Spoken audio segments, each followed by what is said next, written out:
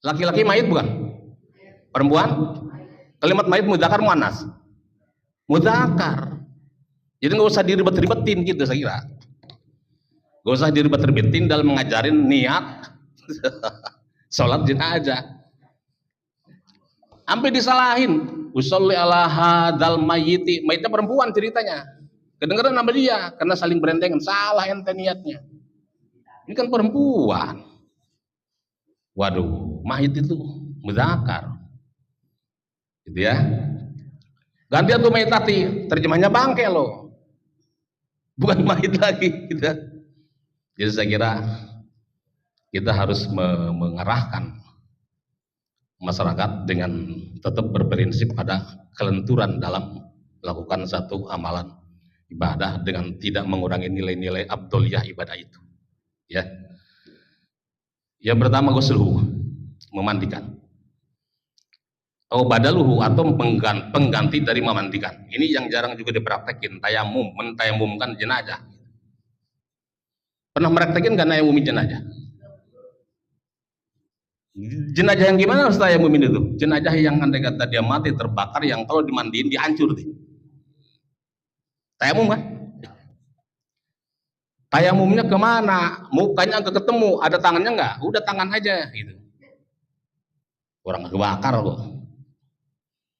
Gitu ya. Atau mukanya ada, tangan kagak? Yang ada aja. Sebab pada dasarnya ibadah itu kita dituntut melakukan ibadah itu sebisanya. Orang tangannya kagak ada, emang kita bisa ngadain tangan gitu? Emang bisanya kayak gitu. Yang tersedia di jenazah itu, yang tersisa dari anggota tayamum cuma muka. Misal ya udah mukanya aja tayamum. Atau cuma tangan, ya udah tangannya aja. Tayamumin itu. Termasuk jenazah harus ditayamumi apabila terjadi ketiadaan seseorang yang memandikan kecuali hanya didapati orang yang ajnabi atau ajnabiyah bagi jenazah yang statusnya orang lain. Contoh, seorang laki-laki meninggal dunia. Di sana tidak ada laki-laki lain yang bisa memandikan, yang ada cuma perempuan, itu pun orang lain. Maka hukumnya ini jenazah harus ditayamumkan bihailin dengan menggunakan sarung tangan. Sebab kalau dimandikan itu dimungkinkan terbukanya aurat laki-laki. Jadi sebegitu mulianya jenazah manusia, dari hidup sampai matinya terjaga, harus tetap dijaga. Ya. Harus tayamumin tuh.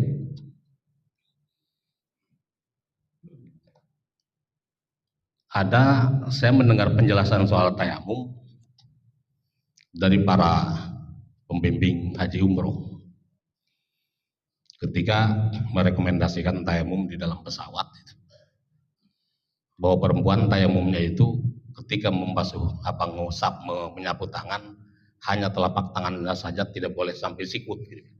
Alasannya katanya banyak laki-laki itu aurat. Kalau begitu wudhu juga kalau ada laki-laki sampai sikut dong itu. Sampai telapak tangan doang gitu. Ngarang saya bilang. Ngarang. Ya kan? Tayamum perempuan ini doang, telapak tangan doang.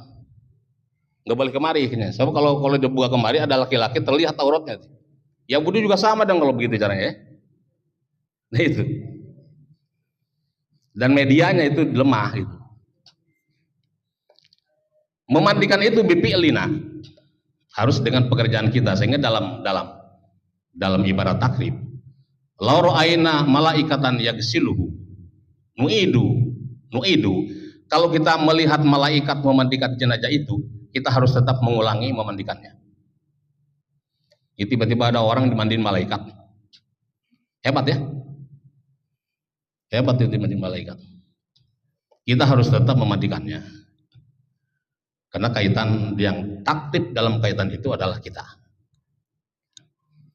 Andai kata ada gitu. Ya.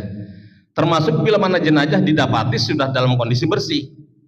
Seperti jenazah yang memang terbawa hanyut, kelalap lah ya.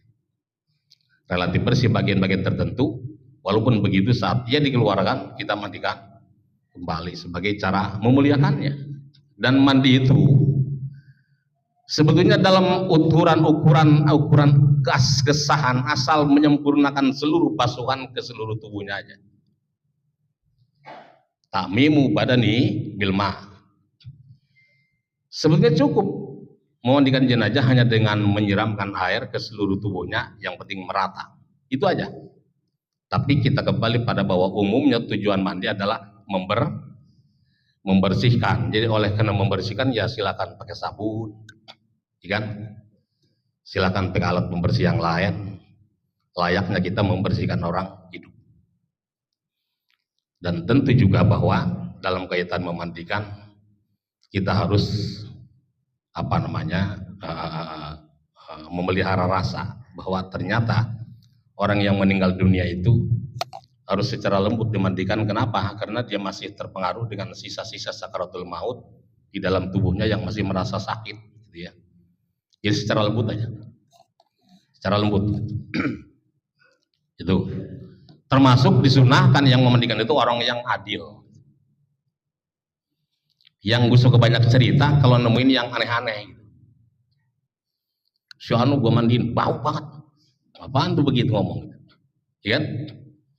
Itu kan jadinya pada ke kampung. Kecuali menemukan hal-hal yang baik, itu boleh silakan, ya. Jadi disunahkan orang yang memandikan itu adalah orang yang memang adil, yang dia bisa menjaga kerahasiaan jenazah. Itu loh. Watakbinuhu, kemudian mengkafani. Mengkafani juga cukup dengan selembar kain yang menutupi seluruh tubuhnya, kalau ukuran cukup.